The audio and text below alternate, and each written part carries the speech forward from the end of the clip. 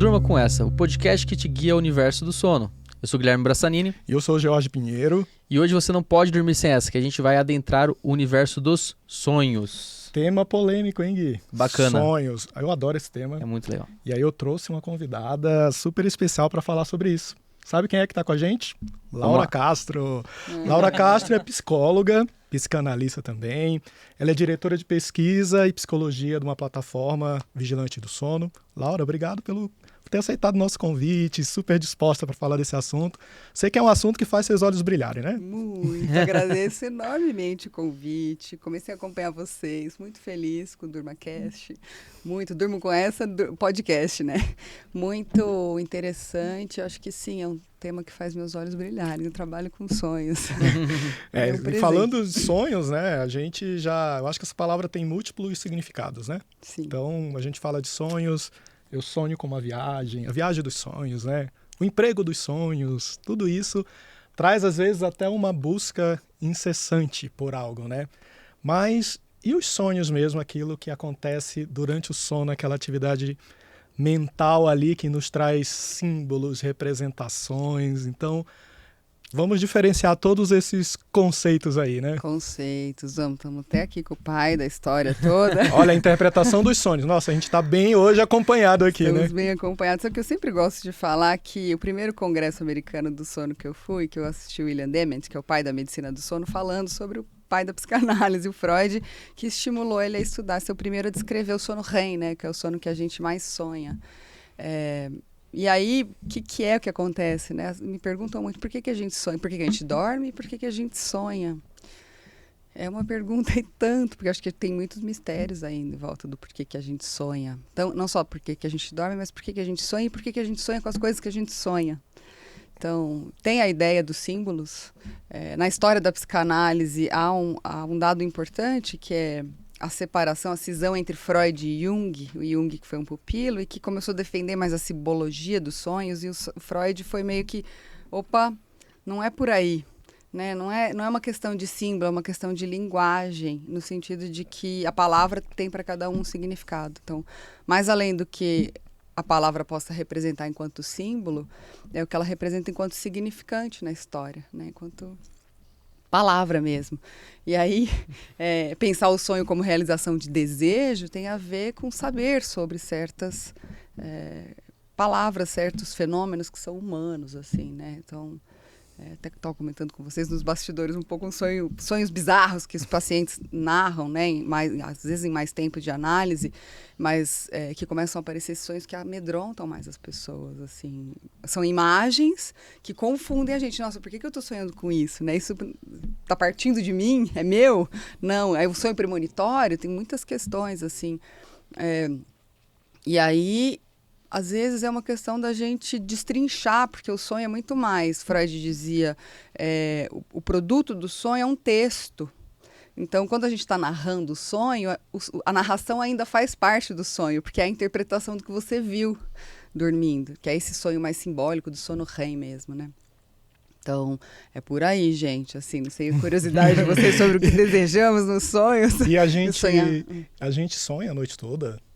A gente pode sonhar. O trabalho que foi do Dement até, né, do William Dement, que analisou, acordava as pessoas em todas as fases do sono e aí perguntava se elas lembravam ou não de estarem sonhando. E a fase do sono que as pessoas mais lembravam de estar sonhando era o sono REM.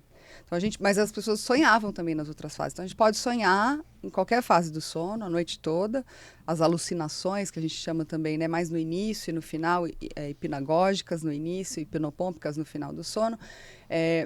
Mas a gente sonha, o sonho ganha mais essa bizarrice, essa coisa simbólica de imagem junto no sono REM, que a gente está justamente movimentando os olhos e vendo que a gente está sonhando. E eu gosto de pensar, é perfeito, né? Porque a gente tem atonia muscular nessa fase e não pode sair atuando o sonho por aí, né? Então, e a mente está trabalhando incessantemente, né?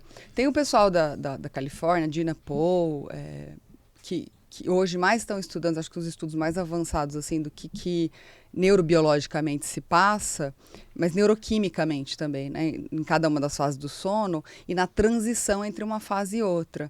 Então, a gente pode ter sonhos que consolidam mais uma memória operacional, que tem muito mais a ver com o estágio com N2, com sono não REM, os fusos do sono, nessa transição de fases do sono, parece que tem a ver com essa memória operacional. Bom, vocês são especialistas, vocês podem me corrigir. Tá certo. Imagina. Então tem mais a ver com essa memória operacional, né, com uma coisa mais executiva, funcional. Diferente dos sonhos que vão aparecendo no sono REM, que tem mais esse conteúdo emocional envolvido, né? E um acesso mais do sistema límbico, né, de comunicação de córtex pré-frontal com o sistema límbico. Então, é mais ou menos eu não só já ter escolhido a memória que vai ser salva, mas decidir onde ela vai ser armazenada. Como que a gente vai associar? Então, tem um teste neuropsicológico que eu gosto muito, chama Wisconsin, que é aquele que ensina você a distribuir as cartas. Aí você tem cartas que têm figuras geométricas, triângulos, bolas, quadrados, e eles mudam de cor e de quantidade. Então, você tem que ir combinando as cartas, ou pela mesma forma, triângulo com triângulo, quadrado com quadrado, bola com bola, ou vermelho com vermelho, verde com verde, azul com azul, ou 2, 3, pelo número, né, pela quantidade de figuras. E aí, você não diz para a pessoa a regra.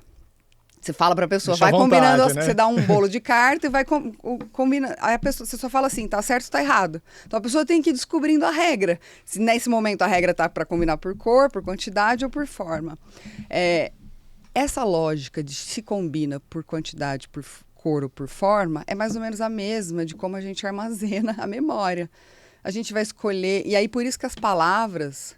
O que Freud dizia, né, que mais do que o símbolo é a palavra, é o som da palavra. Então, para a gente, psicanalista, o fonema, às vezes, é mais importante do que a palavra toda. Então, sabe, brincar de cortar a palavra, não, você está fazendo mímica? Então, às vezes, o som é mais importante, porque você combina som de palavras diferentes para formar uma outra. E é interessante porque num processo de análise isso vai acontecendo, a pessoa vai aprendendo naturalmente. Assim, mais importante do que a figura que apareceu ali, uma cobra, ou enfim, que é clássico, né? Mas assim, o que aquela palavra tem a ver com a pessoa? Se está trazendo um medo, se está trazendo uma curiosidade, um desejo de saber sobre alguma coisa. Em geral, fases críticas da vida, né? Assim, paternidade. Eu tô na memória o sonho recente de um paciente que me relatou que está em questão a paternidade, virar pai. O que representa a paternidade para ele, né? Em relação ao pai dele, ao pai do pai dele, ao pai do pai do pai, a história que é transmitida entre gerações e como isso muda, né? Como a gente está numa fase de mudança do que é a representatividade da masculinidade, do ser pai.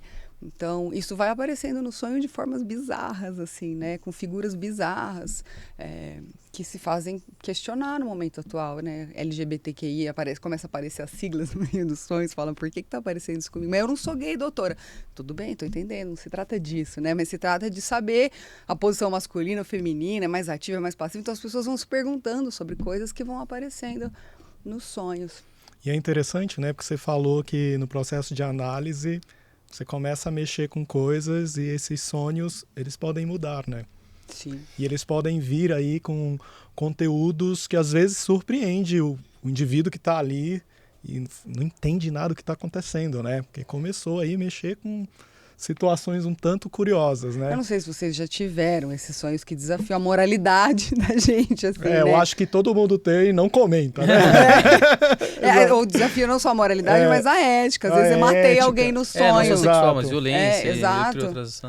Ou de ser violentado. E o Freud tem um texto que chama Bate-se numa Criança, que quando ele foi muito polêmico nessa fase, logo depois publicou os 3 ensaios sobre a sexualidade infantil, né, que foi muito rechaçado. Como assim criança tem sexualidade? O que significa? Bom, criança tem um corpo e o corpo se excita. E não só o corpo se excita, mas a criança quer saber por que ela veio parar nesse mundo, como que trouxeram ela aqui, né? E aí vai criando as teorias próprias. E aí esse texto, que é um clássico, Bate-se numa Criança, é justamente a criança se imaginando na cena. De fazer uma outra criança também, né? E de ser espancada, ser batido pelo outro. Então, imagina que a cena sexual é um ato de violência. Porque tem barulho alto, então as crianças vão, isso vai aparecendo no sonho, sabe? E às vezes aparece no sonho, tem uma coisa que é interessante, que me comove muito sempre, é que às vezes o sonho produz memória. Então o que a gente sonhou vira uma memória. Então às vezes na vida adulta, a gente lembra de uma coisa que a gente não sabe exatamente se aconteceu ou se a gente sonhou. Isso é muito comum, assim, muito frequente. Principalmente dessas teorias infantis. Você sabe que foi muito interessante que uma vez eu participei de um curso, né, também sobre sonhos e tudo, mas como ouvinte queria aprender mais, né, e eu tinha um sonho muito recorrente, que eu estava num corredor e eu lembrava muito desse sonho e esse sonho eu fiz uma associação que era o corredor do metrô Clínicas. Então, eu não sou de São Paulo, primeira vez que eu peguei esse metrô e eu saí, eu lembrei na hora do sonho. Eu disse assim, era esse lugar, né? E eu trouxe essa discussão lá porque tem diversos conteúdos, então a gente entendia, eu levava para mim como fosse um conteúdo premonitório, porque em algum momento foi o local onde eu fiz minha formação, tudo mais, né? E, na verdade, o que eu compreendi é que aquele sonho, necessariamente, ele poderia, sim, encaixar em outros corredores também. Mas ali, naquele meu momento de vida, eu trouxe aquela memória ali. Tudo bem, eu acho que envolve aí crenças, espiritualidades e tudo mais, que também os sonhos trazem isso, tem uma questão cultural, né? Mas é interessante, você falou que tem coisa que a gente fica ali na dúvida, né? Eu sonhei mesmo, foi verdade, né? Quem nunca vivenciou uma situação assim, né? Sim. E o premonitório é interessante porque se a gente pensar que é linguagem, a linguagem é universal, assim, né? No certo sentido, muda a língua. Tem também história de sonhar em língua estrangeira, né? Com uma resistência, porque às vezes aparece outra língua que é um jeito de dizer sem dizer, ou dizer de um outro jeito. Mas tem quilômetros de língua latina, né? Então a gente tem muito o que sonhar, assim, né? E como as palavras se combinam, isso tudo a gente pode ir associando em novos temas. É isso, um corredor pode virar vários corredores. E é essa mesma ideia de que é linguagem, de por que é linguagem. Tem o texto sobre o esquecimento dos nomes próprios, o Freud se pergunta por que ele lembra o nome de uma pessoa, ele queria lembrar o nome de um artista, de um pintor. Botticelli. E aí ele lembra de outro pintor. Não sei, enfim, tem alguém aqui para me corrigir se eu estiver errada, mas... e aí ele se pergunta, mas por que ele lembra um outro nome no lugar do que ele queria lembrar originalmente? Aí ele se põe a perguntar o que esse outro nome traz em termos fonéticos, de som, de palavra, que faz ele associar a outras coisas. Dele se perguntar ali o quanto que ele queria ser famoso, quanto que ele queria estar podendo expor algo sobre a psicanálise que estava em construção. Então, sim, a gente, se parar para estudar em termos de linguagem, eu tive um sonho parecido com o seu, Jorge, quando eu estava na transição para o doutorado, que eu fui fazer no hospital depois, né? Meio que assim, tô no sono há muito tempo, quero estudar outras coisas, e fui cair no hospital. E eu lembro que eu estava em análise, me fui indagada, né? Mas o hospital, e aí eu tive um sonho gigante com Grey's Anatomy. Eu gosto de falar que eu sou formada em Grey's Anatomy. 12 temporadas de Grey's Anatomy. E aí, foi isso, Grey's Anatomy me levou pro hospital, assim, sabe? Tipo, foi premonitório. Não, mas eu tratei assim, né? Do tipo, é isso, eu quero ir lá. Vai mesmo. Então, faz caminho pra gente também, né? Assim, acho que tem algo de premonitório, tem os sonhos que realmente a gente não explica, que são difíceis. Tenho vários episódios aí trabalhando no hospital mais ainda, porque no hospital acontecem fenômenos espirituais, vamos dizer assim, que desafiam a gente. Mas a gente pode associar muito, porque é muita língua mesmo, né? Assim, não sei se vocês já tiveram essa... Não, eu acho super interessante esse tema, né? Porque a gente simplifica demais o processo, né? E aí a gente fica criando aquelas fórmulas. Eu sonhei com cobra, então cuidado, alguém próximo a você, vai vir uma traição, perdi um dente, você vai perder um ente querido. Uhum. E, na verdade... Cobra, para mim, tem um significado. Uma pessoa que mora, talvez, na Índia tenha outro significado, né? Como que isso funciona, assim? Como que Freud, outros psicanalistas, outros pesquisadores entendem essa simbologia toda, né? Eu acho que um bom exemplo, estou até lembrando do Congresso Brasileiro do Sono, de um tempo atrás, que teve um psicanalista falando na apneia. Pessoas que sofrem com apneia, é comum terem sonhos relacionados ao engasgo, né? A falta de ar, ao engasgo, porque não está respirando. E aí eu lembro que esse cara, não lembro o nome dele, não sei se você estava nesse congresso, que ele fala, o cara sonha que ele está sendo sufocado, mas ele sonha que ele está sendo sufocado com uma banana. Aí o cara fala, bom, tá bom, pessoas com apneia podem sonhar que estão sendo sufocadas, mas por que a banana? Curioso, né? Aí, então, tipo, tem algo que traz a banana e que a banana veicula, né, sobre a história de vida daquela pessoa, que só a pessoa vai poder associar. Quer dizer, é uma experiência realmente individual, Exato, né? Total. só a pessoa vai poder associar em relação àquilo, o que significa para a pessoa. Num processo de análise, é diferente contar o sonho no bar, contar o sonho numa análise, porque numa análise tem uma lógica toda de que você estabeleceu uma transferência, a gente diz, né? A transferência ela começa com uma suposição de saber. Então, há um trabalho do psicanalista de ouvir a história da queixa e fazer alguma pequena interpretação que faça aquela pessoa, aquela pessoa que está ali sabe mais de mim do que eu. Dando uma espécie de direcionamento. De suposto saber, senão se essa pessoa sabe. Essa pessoa vai ter a resposta para mim. Então precisa acontecer esse vínculo para que eu, nesse ambiente que eu estou contando, eu tenho que estar supondo que aquela pessoa está ouvindo para além do que eu ouço, né? E se não tiver isso, é difícil, é diferente. E aí o analista está munido da história mesmo, justamente, e da associação das palavras, disso que o Freud chamou de escuta flutuante, que é flutuante, não fico tentando prestar atenção e achar uma coisa, né? Assim, de repente aparece uma palavra meio bizarra que está guardada ali no cantinho do sonho. Eu sonhei que estava com uma casa, mas no cantinho tinha um furo na parede, assim, mas não sei o que era isso. Mas o que era aquele furo na parede? Aí você volta para indagar, aquele negócio que parece que não tem nada a ver, sabe? Eu tinha uma paciente que me contou que ela estava num hotel, ela estava com o marido, andando, procurando, abrindo portas e portas, de repente era um hotel, mas ela não sei, parecia que o hotel era na Rússia, mas não sei lá por que na Rússia, não sei o que, mas Rússia? Por que Rússia? Aí você fica insistindo, por que Rússia? Né? Por que Rússia? Que você está falando russo? Então, o detalhe, às vezes, parece que não tem nada a ver, mas esconde... Não é tão aleatório assim, Não é tão aleatório, e às vezes a indagação daquele ponto que parece que não tem nada a ver, vai criando um enigma. E é importante o enigma. Então, manter esse clima de suspense no ar, enigmático do sonho, é importante para que a pessoa vá atrás de saber e só ela vai poder construir. Né? É isso que eu estava dizendo no começo. O relato do sonho faz parte do sonho ainda, né? Da interpretação do que são aquelas imagens que a gente viu. Enfim, o que eu tenho mais achado interessante é que o Freud disse que um dia vai chegar o dia em que a biologia vai poder dar base para essa teoria que ele estava forjando, né? Em termos de... Não dá para você provar o inconsciente. Sim. Testar. Não é palpável. Não é palpável. E mesmo a ideia de aparelho psíquico, da metapsicologia que ele fez, né? O eu, o id, o supereu, o superego... mesmo isso, né? Então vai chegar um momento que vai ter essa base biológica. E hoje eu vou vendo os trabalhos... Não estou muito na linha da neuropsicanálise, não é disso, assim, mas hoje a gente consegue entender, só traduzir em termos neurobiológicos o que é isso que a gente está dizendo de, enquanto a gente está sonhando, o supereu está dormindo. E é por isso que a gente consegue acessar conteúdos do id, do isso, né? Enfim, depende da tradução do alemão direto para o português ou via inglês, porque daí tem essa...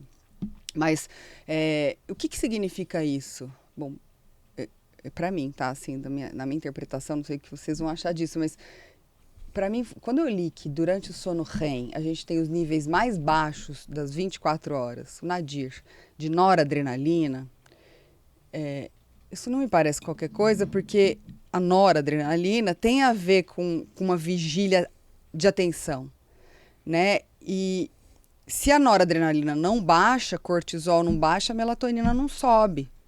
As coisas estão ligadas, né? E como que isso tem a ver com poder acessar essas memórias? Mas poder acessar as memórias não é que a gente está acessando para poder armazenar, o que eu falei no começo, né? Para poder decidir como guardar. Então a gente está encontrando memória que está lá no calabouço, assim, que está lá, sei lá como. Uma espécie de um backup cerebral, né, que a gente faz. E lembrando, né, o sono REM, ele é muito particular, né, dentro das fases de sono, porque ele tem uma desincronização ali das ondas cerebrais que é muito parecido com o sono em vigília, né? A gente, Quando a gente estuda, tá lá dando exame, a gente vê a clara diferença, mas se a gente colocar aqui uma imagem do sono REM, uma imagem vigília para alguém que, tirando os movimentos oculares, outras coisas, vai achar muito parecido, mas na verdade o sono REM tem uma atividade mental interessante, e aí tem aquela característica, né, das ondas em dente de serra, e já alguns estudos mostram uma correlação com alguns tipos de sonhos que mexem muito com a intensidade das nossas emoções, né? Então eu sempre falo que parece que os sonhos estão ali mostrando esse backup cerebral, tirando algo que está, como você já tão bem falou, estava ali guardado num calabouço, e estou trazendo ali a luz, jogando um holofote em questões muito sérias, né? Agora, uma dúvida que eu tenho, e muita gente tem, são aqueles sonhos recorrentes, né? Os sonhos recorrentes, assim, e todo mundo já teve essa experiência, às vezes parou por si mesmo, ou às vezes levou isso para uma análise, alguma coisa assim.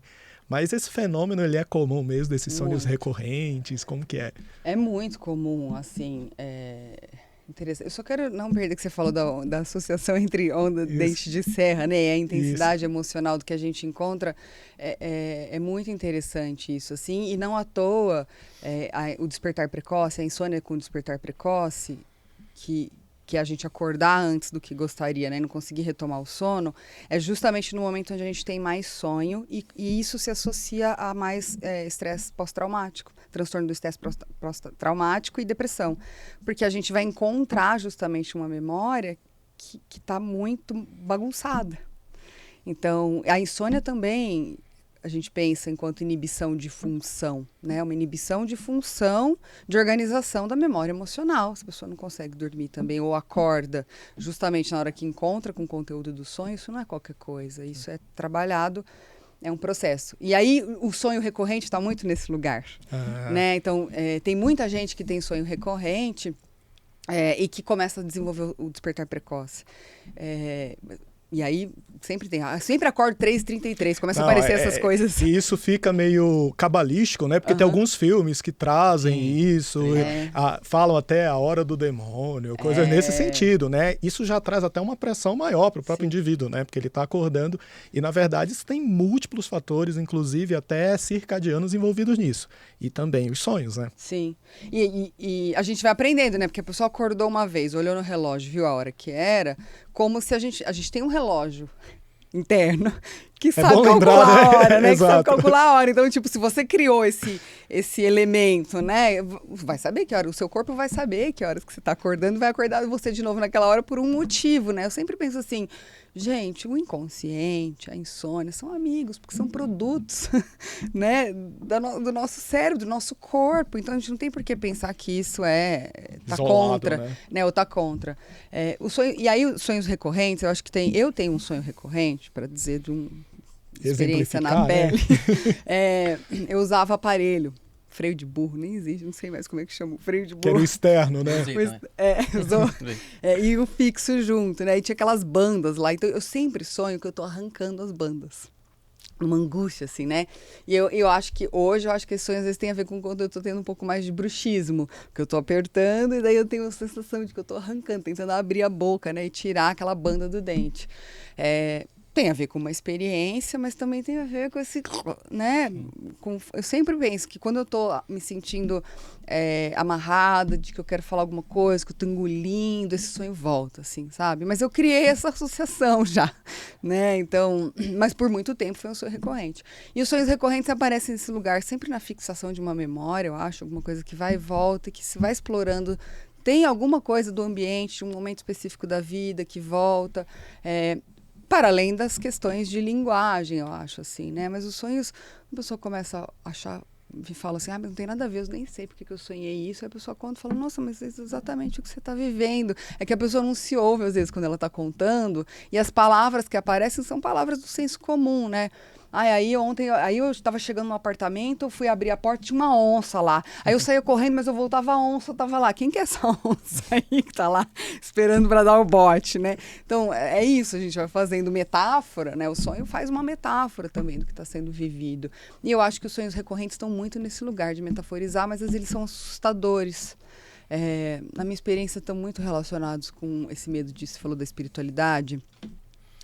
das pessoas buscarem na espiritualidade, no espiritismo, enfim, na religião, uma explicação para o que está acontecendo, medo de ter um espírito do lado, isso é comum. Eu lembro que no meu doutorado daí eu fui estudar espiritualidade e a relação com mortalidade intra-hospitalar. Né? Você foi lá para Boston, né? Então estudou lá isso, importante falar, que foi uma super experiência. Foi uma experiência magnífica, assim, num contexto, né, eu fiquei no centro de cuidados paliativos lá. Então, no contexto da terminalidade, o sonho, a pessoa está muito entre dorme e acorda, né? Aí entra a morfina no meio, então se confunde muito o que é sonho e realidade. E para mim, eu fico emocionada, porque foi um contexto muito de trabalhar o sonho num lugar de tentar amenizar para a pessoa ali o que o sonho está trazendo, né? Porque tem o medo da morte envolvido, tem várias coisas. Mas me marcou, eu ia falar que me marcou uma paciente que falou assim, porque eu estava estudando se o sono poderia ser um mecanismo através do qual a espiritualidade influencia o desfecho clínico. Porque se a pessoa está espiritualmente abalada, ela não vai dormir bem. Então, o mecanismo é frequência cardíaca, né? Variabilidade da frequência cardíaca e sono, né? Para, em última instância, influenciar o desfecho. Aí eu lembro uma paciente que estava com insônia no hospital, ela falou assim para mim, sabe, doutora, dizem que quando a gente acorda de madrugada é Deus chamando a gente para um particular. Boa. Então, assim, a crença tá muito. Por isso que é uma questão de linguagem mesmo. Tem a ver com a cultura da pessoa, onde ela está inserida ali, né? E aí, lá nos Estados Unidos é muito interessante, porque os capelães, eles têm que fazer um mestrado, uma pós-graduação para aprender as diferentes religiões, assim, para poder justamente conversar com as pessoas nesse lugar, assim, né? E desse do cuidado paliativo que está chegando no Brasil, mas é um lugar muito frutífero de estudo do sonho também, assim, do significado do sonho para a vida, sabe? Porque começa a aparecer muito isso, assim. E aquele indivíduo que não sonha? Ótimo. Tem gente que chega e fala assim, eu nunca sonhei, não sei o que é sonhar. Ele pode não sonhar mesmo ou simplesmente ele não se lembra dos sonhos? E eles colocam isso como se fosse padrão de qualidade de sono, né? Doutor, eu não sonho. Traz uma preocupação, né? Acho que é uma pergunta super comum. A doutora Lígia me falou uma vez, me marcou muito, ela é neurofisiologista, os sonhos, mas Laura, os sonhos foram feitos para a gente esquecer. Nossa, é verdade, o sonho é feito para a gente esquecer, porque é um processo, o processo onírico, que é esse da gente armazenar a memória de hoje, em função da memória que eu já tenho, se ele funcionou bem, você não precisa lembrar. Justamente, então se a gente lembra, tem um motivo. E que eu acho que é interessantíssimo, é muito analítico isso, assim, também, né? Então, tipo, o sonho foi feito pra gente esquecer, então se você lembra, tem um motivo. Então, eu tento tranquilizar as pessoas, não é normal não lembrar do sonho, precisa de tempo também para lembrar do sonho. Quando a gente dorme um pouco mais, fica rolando lá na cama, não dorme, acorda, dá tempo de você pensar, lembrar. Então, ter tempo é a primeira coisa, né? Dormir com pressa, acordar com despertador rápido. É uma memória... A vida começou difícil lembrar. É uma memória muito evanescente, assim, né? Mas tem gente que mesmo assim sonha e os sonhos insistem. Então, o sonho foi feito pra gente esquecer. Então, se a gente lembra, tem um motivo. Então, se você não tá sonhando, não se preocupe. Agora, se você tá com insônia, é diferente. Porque daí a insônia, sob vários aspectos, tem casos muito marcantes, assim, na minha experiência clínica, que a pessoa não consegue dormir e você vê, a insônia de despertar precoce, principalmente. Não consegue sonhar, não pode sonhar, mas isso se traduz na vida. A pessoa não pode sonhar com nada, não, eu sou obrigada, eu vou esperar, vou me aposentar nesse trabalho, porque eu já sei que eu não vou ter outra oportunidade. Mas por quê? Porque é uma mudança muito radical na vida, mudar de profissão, mudar de carreira. Não, é melhor, mas falta 20 anos para você se aposentar, então a pessoa não pode sonhar nem na vida, quanto é que mais dormindo. Aí não dorme. Né? Então, tipo, você vai dormir com esses problemas, assim. E é engraçado, eu sou mais matutino, né? E eu lembro que na época da minha qualificação de doutorado, então, em vez de eu acordar às 6 da manhã, que era o meu habitual, 6h30, eu passei a acordar às 4 horas da manhã. Então, e sempre era, assim, eu acho que nos 2 meses prévios a essa qualificação, era um sonho muito recorrente, que era o seguinte, eu derrubava café no meu blazer, que eu estava saindo, eu esquecia o meu notebook que eu precisava levar para a apresentação, ou eu ligava o carro e o carro não funcionava na minha saída. E isso provocava, eu acordava exatamente no momento desses sonhos, tanto que eu lembro deles com muita clareza. E era isso, pelo menos umas 3 vezes na semana, já estava cogitando, digo, meu Deus, eu preciso dormir, que eu preciso estar bem para uma defesa, né? e a coisa acontecia isso. Então, eu acho que é bem dentro disso que você está falando, né? Que os sonhos, eles vêm aí dentro de um contexto que a vida também estava me apresentando naquele momento, né? Tanto que a primeira coisa que eu fiz depois da qualificação foi dormir, eu não tive mais nenhum sonho nesse sentido. Eu falo sempre isso, a pessoa que está sonhando é a mesma pessoa que está acordada durante o dia. Então, o que você está vivendo de dia é o que você vai viver à noite, assim, não tem atividade intelectual, né? Você está ansioso, vai chegar, é quase saudável. Queria eu que acontecesse isso comigo, porque eu tenho um mecanismo contrário. Se eu estou na véspera de uma coisa assim, eu durmo e não acordo. Eu desligo o despertador e não lembro, perco a hora para não ter que viver o que tá me causando ansiedade. Prefere uma fuga, né? É uma fuga daquela situação. São mecanismos diferentes, assim, né? Bom, depende da situação, né? Exato. Aconteceu isso comigo no meu mestrado. E é uma coisa que você falou desses pacientes que você acompanhou lá no hospital dos Estados Unidos, né? E essa questão de consciência, nível de consciência e um paciente que está na terminalidade, aquele momento de finitude, e que às vezes tem diversas intervenções, aquele paciente está precisando ali, foi sedado por algum motivo, alguma situação, né? E hoje a gente tem cada vez mais relatos assim de pacientes que eles mantêm alguns sentidos aguçados, né? Porque a gente não sabe precisar exatamente que sentido vai ser reduzido a sua atividade, né? Se é a audição, o olfato, alguma coisa. Então, começaram, assim, até alguns pacientes, a depender do nível de sedação, falar de conversas que foram tidas ali no meio disso tudo, né? E aí, quando a gente imagina que aquele indivíduo está ali, sei lá, quanto tempo, né? Ouvindo diversas demandas, sob medicações que possam ter efeitos, né? E ele começa, talvez se ele puder depois escrever tudo que ele sonhou, né? E se confunde ali com a realidade, é um processo estranho, né? E algo nesse sentido você observou lá? Sim, muito. E tem muito essa discussão, assim, depois indo nos congressos de espiritualidade, da Associação Brasileira de Cardiologia, e mesmo da psiquiatria, da World Psychiatry, tem o Alexander, que é do Juiz de Fora, que é um psiquiatra que estuda muito também experiências de quase morte.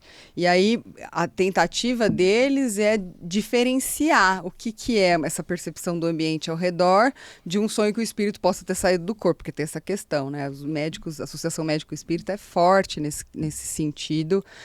Eu não fui nessa linha, assim, a não ser no meu trabalho enquanto psicanalista de escuta, né? Assim, para mim, teve um caso muito marcante, era uma jovem de 28 anos, estava morrendo mesmo, assim, né? Um linfoma massivo, e aí ela tinha uma filhinha de 10 meses, e me chamaram no contexto de traz a filhinha de 10 meses para UTI ou não, porque ela pode morrer a qualquer momento.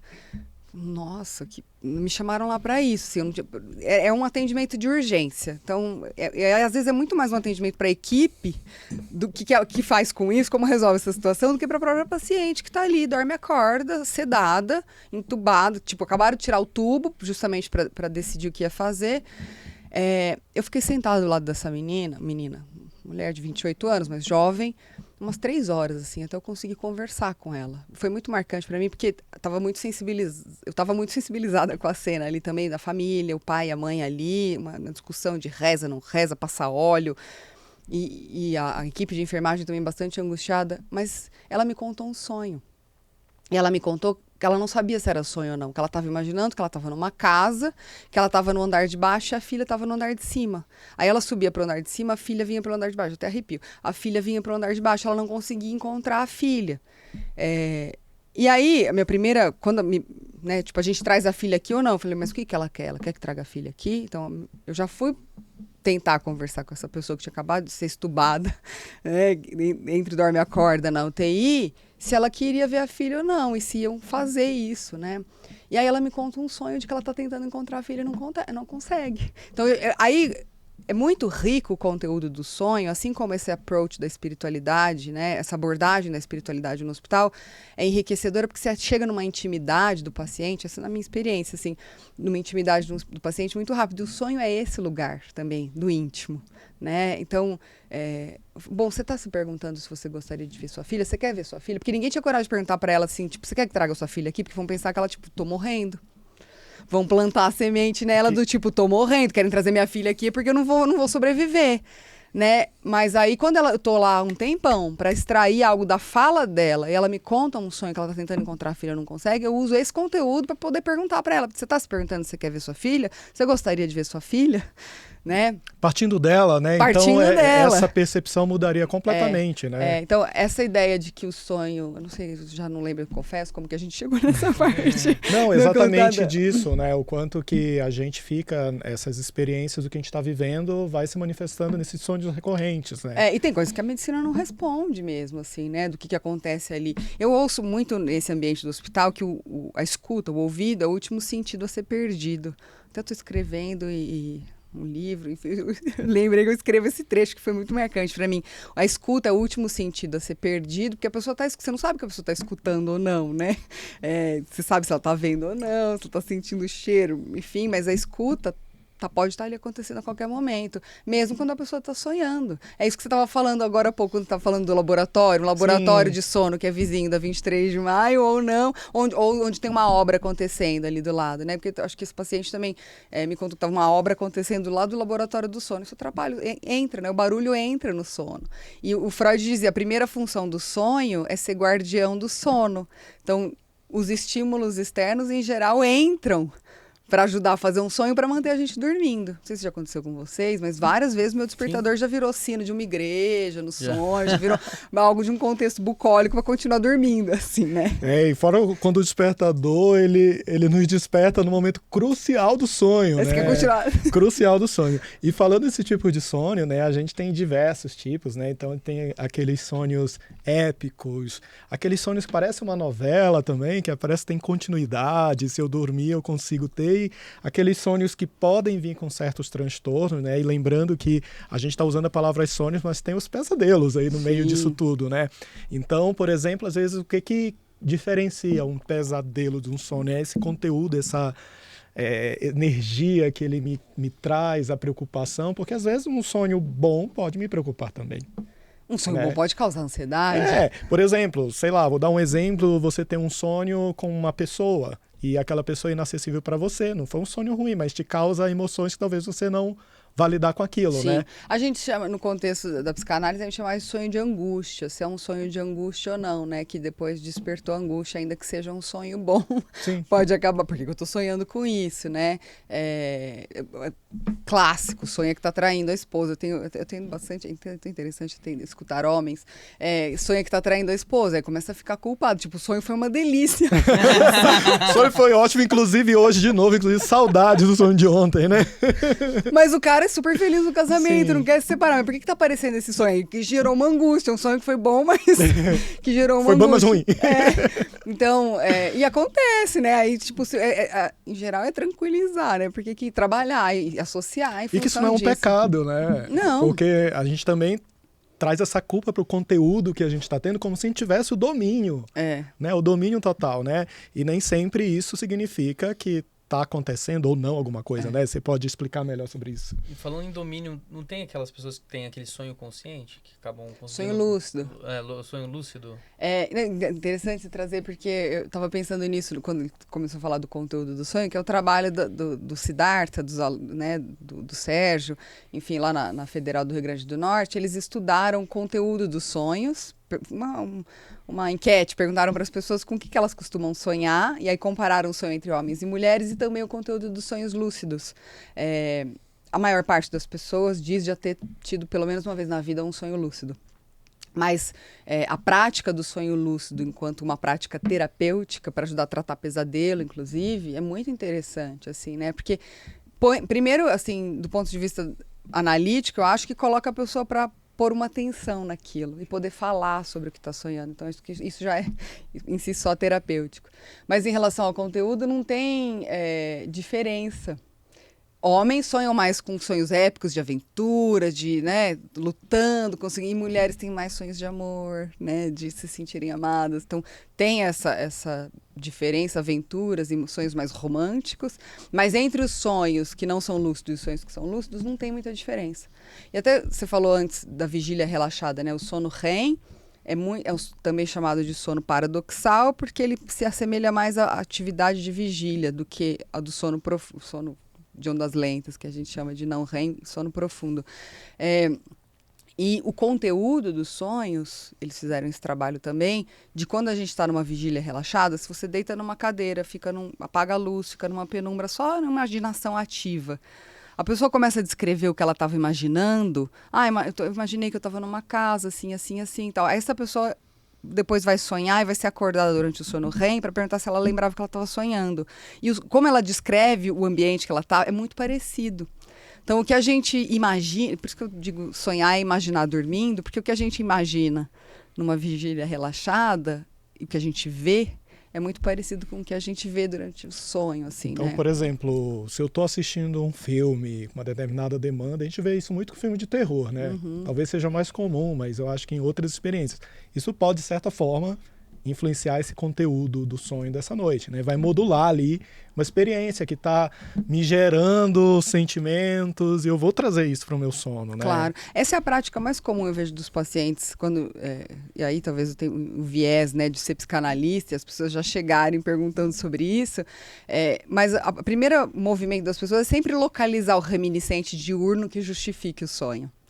E tem, né, assim, então coisas que aconteceram nesses dias, no dia de hoje, ao longo da semana, na semana passada, aparecem no sonho, mas não é, mas quando você, né, tem algo a mais ali, né, do porquê que usou aquele reminiscente e não outro, né? Por que escolheu esse símbolo, né? E essa aí situação. quando se põe a traduzir, isso é produtivo, mas é uma teoria construída pela própria pessoa do sonho, né, do porquê que fez aquele sonho. O analista vai ajudando nessa interpretação em função de conhecer a história, mas é uma teoria que a pessoa vai construir, assim, né? E o sonho lúcido traz muito isso, esse trabalho com o sonho lúcido, assim, né? Da pessoa tentar controlar o sonho e mudar o desfecho, e isso ser o tratamento, assim, né? Ser a prática terapêutica. É sempre em vigília ou pode ocorrer, por exemplo, você estar sonhando, aí você assume a vigília, fala, estou sonhando, e consegue, dentro disso, controlar o sonho. Isso. Porque eu tenho bastante isso. Bastante assim, né? Acontece com certa frequência. De eu estar sonhando, às vezes eu acordo, falo, não, mas tá legal, deixa eu voltar a sonhar e consigo controlar, de certa forma, o que está acontecendo. Acho até mesmo... E esse seria o sonho lúcido. Isso, exatamente. Legal. E o sonho lúcido, aí tem coisas que podem aumentar a chance de sonho lúcido e a privação de sono é uma delas. Olha lá, viu? Tá justificado. Exatamente, você falou agora há pouco, bebê. Papai, né? Papai de dois- Semana passada, Tá privado isso, de pode sono, ser lá. então você tipo Legal. tá meio na alucinação. O que é? Eu não sei muito diferenciar o que é o sonho lúcido da alucinação hipnopom, porque honestamente, assim, em termos neurobiológicos, eu não sei se tem muito essa Até diferença. porque eu acho que a alucinação ela é um relato do paciente. Então, assim, isso confunde um pouco se é uma alucinação real, né, ou se está dentro de um conteúdo de sonhos. E é interessante isso porque a gente vê, por exemplo, na paralisia do sono, na própria narcolepsia, que vem aquelas experiências, né, a paralisia do sono, as alucinações. Então, sempre é um conteúdo de uma pessoa disforme, né, que às vezes aquele corpo longo, aquela cabeça pequena. Tem um seriado super que fala muito sobre isso, não o propósito ser esse, mas está ali os sinais, que é aquele a Mansão dos Rio, que é um seriado terror? de terror, assim. Que é curto, né? É curto, É muito então, legal. então assim, tem várias experiências com isso, com sonhos e essas alucinações, inclusive para quem quiser, aí fica uma dica super legal. E aí é isso, né? O paciente chega e ele tem até sensações, que aquela pessoa senta, às vezes... Ele tá ali no momento do sono REM, que ele tá em atonia, aquela pessoa sentada, ele não consegue respirar, tá sentada no peito, aquela pessoa totalmente disforme, né? E a privação de sono também Potencializa, né? Exatamente, porque é muito comum um relato de quem tá muito sonolento, sabe, tô caindo num abismo. Sim, Eu naquela troca, né, que a gente tem aquelas mioclonias ali, exatamente na troca da transição. Às vezes já acordou, já despertou, né? O cérebro já está em vigília, mas o tônus da musculatura não voltou ainda. Então, essa sensação da paralisia, né? E a do sonho lúcido eu acho que é bem parecido, assim, né? Tá na transição. Acorda ou não acorda, voltando ao tônus, né? Uma vez uma pessoa me fez uma pergunta curiosa, né? Porque, tipo assim, por que a gente nunca sonha com o celular? E eu nunca tinha parado para pensar isso. E realmente, eu nunca sonhei com o celular, né? Assim, não sei vocês, se eu ver assim, né? Aí eu digo, gente, o que esse conteúdo? Eu digo, bom, de qualquer forma, isso está te chamando a atenção, é bom você prestar atenção exatamente nesse conteúdo, né? E se você fosse conseguir listar, assim, quais seriam umas preocupações em relação ao sonho? Assim, quando eu devo me preocupar? Ah, mudou o tipo de sonho, enfim. Boa pergunta. Eu acho que o sonho, naquela ideia de que o sonho foi feito pra gente esquecer, tudo que o sonho de angústia é um sonho que vale a pena ser tratado, num certo sentido, né? Então, o sonho diz muito sobre o psiquismo da pessoa que está acordada. Então, é um reflexo. Então, acho que a preocupação é assim, pesadelo, sonhos de angústias recorrentes, ou uma insônia. Para mim é muito clássico isso, assim, tá ficando cada vez mais assim, insônia de despertar precoce, que não consegue. Então, acho que vale a pena muito tratar, assim, muito, na minha experiência. Eu sou suspeita, porque eu sou psicóloga, psicanalista, é um tema que brilha os olhos, começamos falando disso, né? Com todos os mistérios que a linguagem tem, mas eu acho que vale a pena tratar porque diz muito sobre processamento das emoções, sobre o que a gente está vivendo ao longo do dia. E o sonho também, isso que eu falei na abordagem da terminalidade, mas que é uma coisa que vale para a vida, o sonho está muito relacionado com criatividade, com solução de problemas, com ideias que a gente tem, ideias baseadas na nossa própria experiência, porque a gente encontra a nossa própria experiência esquecida de muito tempo enquanto a gente está dormindo. Então, tô inibida em fazer uma coisa que eu não consigo fazer. Né? Quero desenvolver alguma coisa, criar um novo projeto que eu não consigo, estou me sentindo inibida. O sonho tem muita tendência de trazer, assim, por quê? Da onde vem essa inibição? Inclusive tem isso, eu não estou lembrado de nenhum exemplo clássico, mas tem, assim, resoluções de problemas matemáticos que aconteceram durante o sonho, né? E assim, inclusive as pessoas dizem, cheguei aqui, não estou conseguindo mais pensar, vou dormir, vou sonhar, e às vezes no dia seguinte ele acorda com aquela solução, né? Exatamente. Já aconteceu muito comigo em relação a violão, cara. Na época que eu fazia aula de violão, você ficava treinando uma escala lá. A Laura toca violão, hein? Eu dormia, daí a primeira vez que eu pegava o violão, pum, acertava a escala, entendeu? Então acontecia bastante isso na época que eu fazia aula de violão. É engraçado. Que interessante. O experimento clássico é disso, né? Que fala, por que só durante o sonho que a gente consolida a memória, uma memória específica? Sabe, foi o Matthew Walker que fez isso, o aluno do Stick Gold. Ele dava aquela tarefa motora, você numerar os dedos. 4, 3, 2... peraí. 4, 1, 2, 3. 4, 1, 2, 3. 3, 2, 1. 4, 1. Enfim, você tinha que repetir. Mas eles fizeram o experimento várias vezes ao longo do dia, ensinaram em vários momentos do dia, mas a melhor performance, com menos erros, menos lapsos, mais rápida, só acontecia depois de uma noite de sono. Olha só. Então, tipo, é isso que você tá falando. Faz sentido. Acertava a escala. Não tô falando que eu lembro de ter, no sonho, feito a escala. Eu só sei que no outro dia, quando eu pegava o violão pela primeira vez... Tava com mais habilidade, já né? conseguia, às vezes, desenvolver o que eu não consegui em várias tentativas no dia anterior. Os sonhos, eles me perseguem bastante. Isso é algo muito... para mim, para minha família, de uma forma geral, assim, a gente compartilha, tem esse hábito de compartilhar os sonhos. Eu lembro que quando eu comecei a fazer vestibular, eu fazia para um outro curso, né? Eu sempre tive muitas dúvidas do que eu queria, eu gostava de muitas coisas, então... E aí, um dia eu tive eu comecei a pensar na possibilidade de fazer medicina, né? E aí, tipo, eu lembro que minha mãe falou, meu filho, mas certeza mesmo, porque vai virar completamente o jogo aí, recomeçar. E eu tinha um sonho muito recorrente nessa época também, que era de eu estar nadando numa praia e quando eu chegava perto da margem, eu voltava. Né? Eu voltava. Então, esses sonhos, assim, eles começaram a vir. Então, como você falou, né? Ele metaforiza sentimentos e preocupações ali que a gente está vivenciando, né? Tentando chegar num lugar, não consegue. E agora eu vou refazer, vou voltar tudo de novo, né? Então, assim, eu acho que quando a gente pensa nos sonhos, também sonhos significam relação com transtornos também, né? Também. Então, por exemplo, no transtorno comportamental do sono REM, então aqui a gente está falando para especialistas e também para pessoas que não são da área, né? Público que não é da área da saúde. Então, é um transtorno em que o indivíduo ele pode reproduzir aqueles sonhos porque ele tem uma alteração em nível muscular. No sono REM a gente tem uma atonia. E isso não acontece em quem tem esse transtorno. Então, ele pode representar. E o que chama a atenção que nunca é um sonho tranquilo que a gente representa. Sempre é um sonho de conteúdo violento, né? Então ele vem com socos, chutes e outras situações até mais graves que a literatura já demonstrou isso, né? Sim. Então os sonhos também estão ligados a transtornos, é isso? Totalmente. Quando tem pesadelo, assim, sonho de angústia, uma das primeiras, e aí justamente da área de vocês, o refluxo está muito associado com pesadelo. E muito associado com inflamação da via aérea. Né? Então, é muito comum, assim, acho que a gente tem que excluir. E aí, com Freud, vamos atrás desde de Aristóteles e tudo, né? Pensar que o sonho, às vezes, é um sinal de algo que se passa no corpo que vem antes, né? Que o corpo já sabe, é uma mensagem do corpo, né, para o sujeito, porque sabe o que está se passando. Eu acho que esse, no contexto de coisas orgânicas, é muito forte essa relação com o sonho, né? Do sonho começar a ter alguma alteração. Então, não só quando tem um distúrbio do sono, que é o distúrbio comportamental do sono REM, que está associado até com doença neurológica, Parkinson, demência, enfim, eu acho que também tem associação com as doenças físicas, assim, o refluxo, não sei, é muito comum, assim. São os fragmentadores do sono, né, que às vezes ele não é suficiente para provocar um despertar em nível de consciência, mas isso vai acontecendo, porque às vezes refluxo, a gente faz a pergunta e o paciente, não sinto nada durante o dia, né? Eles falam muito, sim.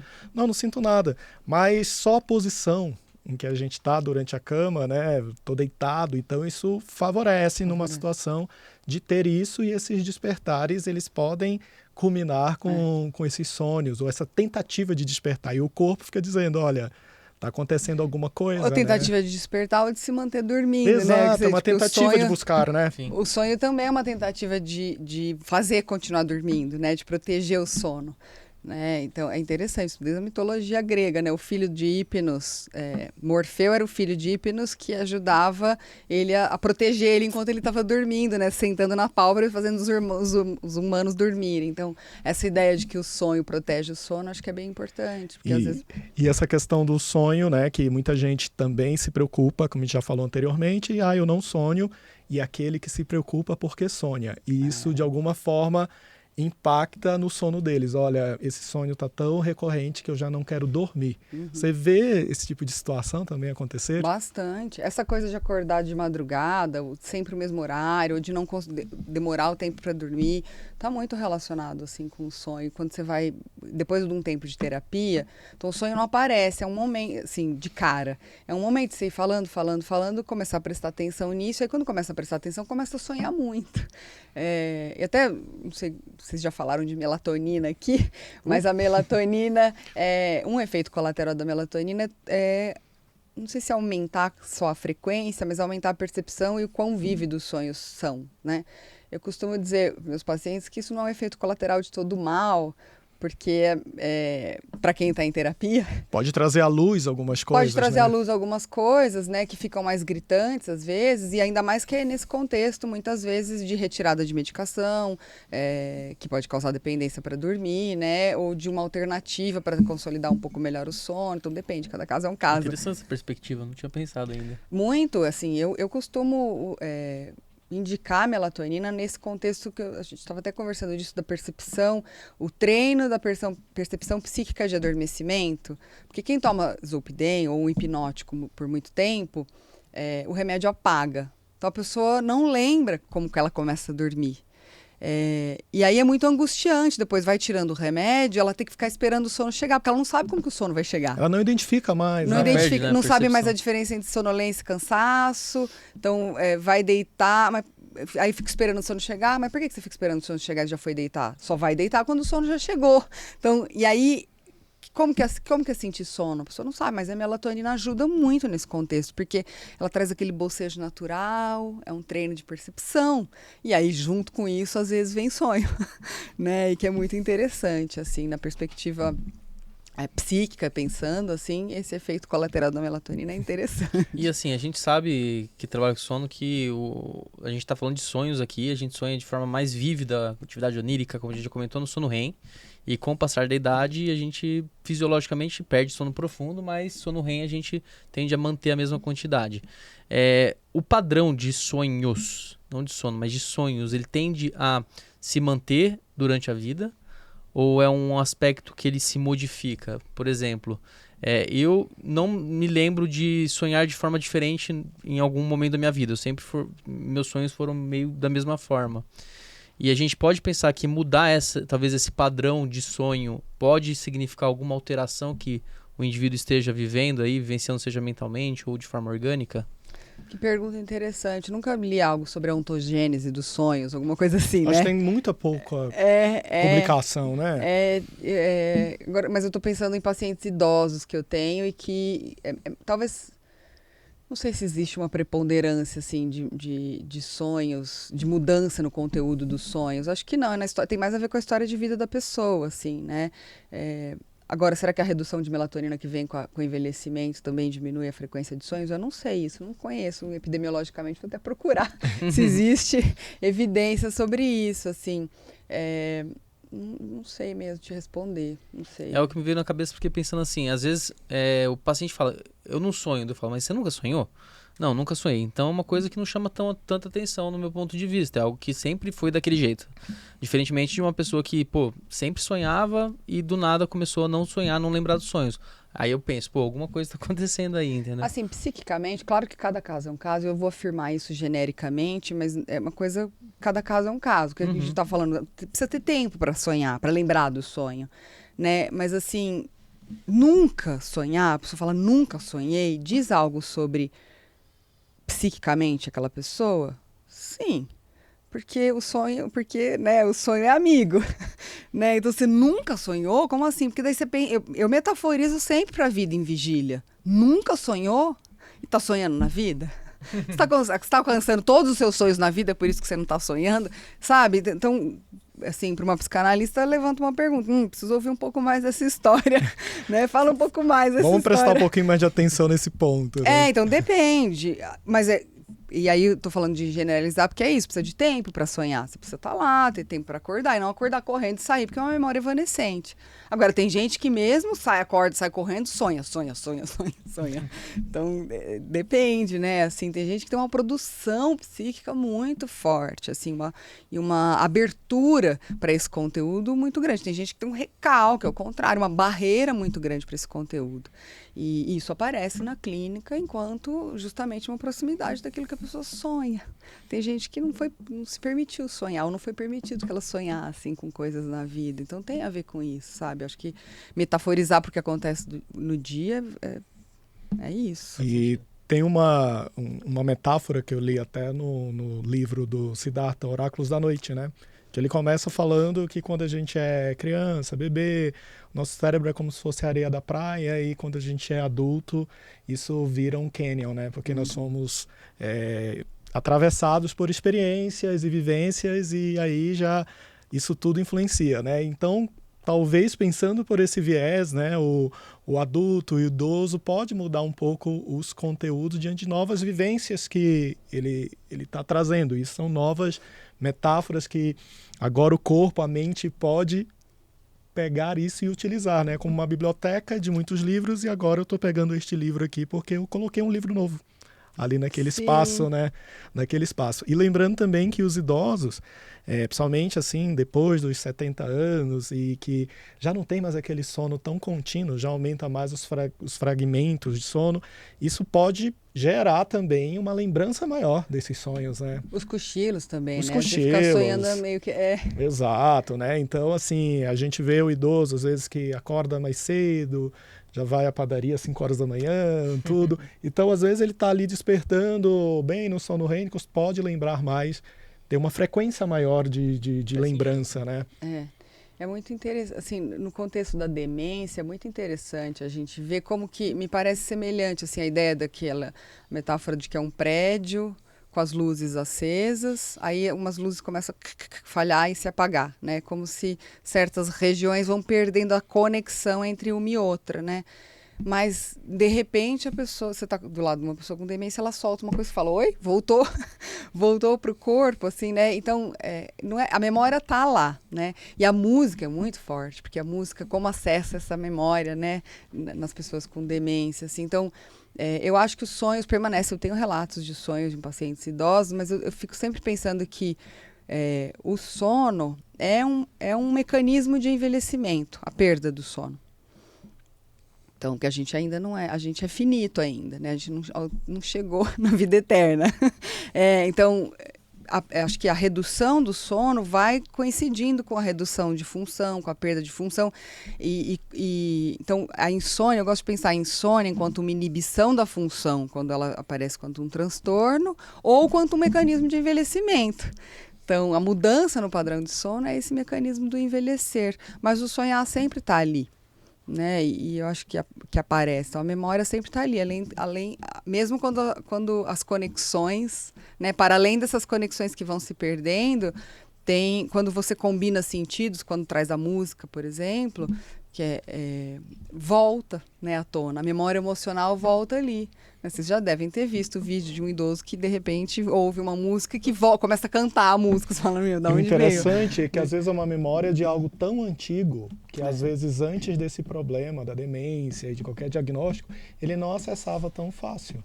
Né? E através, às vezes, de um mecanismo ali, ele acessa essa memória. Não está absorvendo coisas novas, mas o antigo ele está trazendo. Né? Então, acho que as conexões... Eu lembro sempre do Galdurowski, professor lá da Unifesp, falando dos inibidores da recaptação de serotonina, que são drogas que ajudam muito, mas não sem terapia, porque são drogas que ajudam a crescer tecido granular. Então, os neurônios vão se ramificar mais.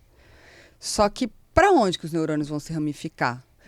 A gente tem as trilhas de memória. Eu sempre dou esse exemplo para os pacientes. Você está atravessando uma floresta aqui, você tem aquela trilha. Então, essa é uma ramificação de um neurônio. Para você apagar aquela e fazer uma nova por um outro caminho, não aquele caminho de medo que você sempre tinha, precisa de um trabalho. O remédio, né, o inibidor da recaptação de serotonina, ajuda nesse processo de novas ramificações. E é muito especificamente uma função do sono e do sonho essa de apagar velhas conexões e fazer novas. Né? É por isso que a gente busca a memória antiga. Então... é muito interessante pensar... Bom, eu sou suspeita, mas é muito interessante pensar como isso se dá no sonho e no processo de metaforização que o sonho permite. Você apagar uma trilha antiga e fazer uma trilha nova na floresta, né? Apagando aquela via de medo. Em geral, a gente tem angústia ali onde tem medo, né? Já passei por aqui, já caí ali, não quero cair ali de novo. Né? Então, vamos fazer um bypass, vamos fazer um outro caminho aqui. Como que a gente vai fazer isso? E aí... Isso para dizer que a função do dormir e do sonhar tem a ver com a manutenção da vida, mas também com o processo de envelhecer. Né? Acho que essas coisas, atendendo jovens e idosos, você vai vendo essas coisas assim, se modificando, essas funções se modificando ao longo da vida e como metaforizam os acontecimentos da vida. Né? Não, falar que tem um efeito na manutenção da vida é espetacular, né? A gente enxerga isso com uma profundidade, né? Eu acho que é sensacional. Puxa, eu acho que eu ficaria aqui 3 horas falando disso, né? Não sei você, Gui, porque é um assunto super interessante e aprendi muito, né? E aí, Laura, já para deixar chegando na parte final, né? Eu queria saber o que você pode deixar de contatos seus, né? Quem queira conhecer, quem queira te buscar, onde te encontra, né? Que o Gui tem uma pergunta surpresa aí no final. Eu tô nas redes sociais, tenho o canal do Psisono. Até estava comentando com vocês que antes de estourar a onda dos podcasts, a gente tinha montado o Psisono lá atrás, né? Já fez 10 anos. Sou fã do Psisono. Aproveita, já faz a propaganda para quando o pessoal acessar já tá reativado todo esse então a gente tá ali, se a gente reativa esse canal de entrevistas do Psisono, que era justamente para falar sobre psicologia do sono, né? Então tem o site do Psisono, que é um portal de psicologia do sono, sobre essas informações, que tá lá, de vez em quando eu atualizo, mas estou nas redes sociais, tem também o Vigilantes do Sono, que é essa startup, o aplicativo, né? Que é uma terapias digitais para melhorar a qualidade do sono. Então, as pessoas podem me encontrar assim, Laura Castro, sono, acho que me encontram. Olha, eu quero dizer que eu estou honrado, né? Porque, tipo assim, um dos maiores estudos epidemiológicos de sono, Laura Castro, Epsono, Laura Castro estava lá. Estive envolvida. Muito envolvida, por sinal, né? Não é pouco envolvida, não. Então, assim, agradecer. É uma grande pesquisadora aí do sono, uma pessoa que... o nome dela falou em sono, vai falar também de Laura, as coisas se misturam. Insônia também. Insônia, né? Então, assim, sempre a gente se sente muito honrado de ter você aqui, né? Sim. E aí, Gui, ponto para a nossa pergunta. Bom, vamos lá então. Qual mensagem de tudo que a gente conversou, ou até algo fora disso, que você quer transmitir como mensagem final que o público não pode dormir sem essa? Uau! Gente, prestem atenção nos sonhos, porque o sonho diz tudo sobre a gente, assim, né? Então, essa ideia de se assustar com o sonho, acho que diz tudo que a gente conversou, e no contexto da terminalidade, do início da vida, do fim da vida, o sonho sempre é algo que é a gente, que diz sobre a gente, né? Por mais assustador que possa ser, é desvendar o que nos assusta, assim, né? Então, acho que essa é a mensagem, assim. Eu sou suspeito, até tô aqui com o Freud, na interpretação dos sonhos, que começou a psicanálise, mas também começou a medicina do sono por aí, né? Pela descrição do sono REM. Então, acho que a mensagem é essa, assim. Não podemos esquecer da importância disso nas nossas vidas, né? Uma função de manutenção da vida. Nós somos autores dessa história, né? Exatamente. A gente escreve e o Gui não pode escrever um livro meu, nem eu escrever um livro da Laura, né? Não tem jeito. Do percurso de cada um, né? Exatamente. Exato. Sensacional, Laura. Obrigado. Muito obrigado. Vocês aí que estão acompanhando a gente, eu acho que esse episódio, compartilhe aí para quem quer conhecer mais sobre esse assunto. Profissionais de saúde, seus familiares, e sigam a gente porque vem muito assunto legal ainda pela frente, né, Gui? Então, pessoal, com essa, gente. Durma com essa nesse episódio e vamos aí sonhar, mas sonhar da forma positiva. E o que não for um sonho legal, a gente precisa buscar a origem, hein? Então, pessoal, até o próximo episódio. A gente se vê. Tchau.